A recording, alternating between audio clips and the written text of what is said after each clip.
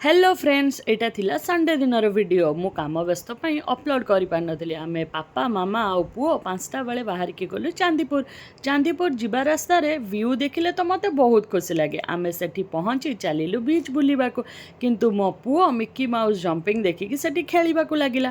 तापरे सेठी थिबा स्टॉल सब आमे टिके बुली देखिलु, किंतु मो पुओ कहूतिला सेठु सब जिंस नहीं कि से घर को जीव बोली। तापरे सेठी थिबा रिमोट कंट्रोल कार रे पुओ टिके बुलिला, पुणी जंपिंग देखिकी सेठी खेलिबाको लागिला।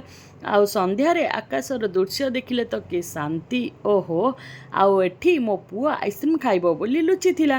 तापरे आमे टिके बीच बुलाबुली करी बाय बाय कही घर को चलिलु। से दिन संडे थिबारु बहुत भिड़ होइतिला। पार्किंग रे केते गाड़ी अछि देखंतु। आ फेरिला बेले रास्तार व्यू देखिकी तो मते हेटी रही जिबाको इच्छा होतला। से दिन पुणी मिलादुन नबी थिबारु आमा बालेश्वर बहुत सुंदर सजा होइतिला। ब्लॉग देखि केमिति लागिला निश्चित जणैबे। Bye bye.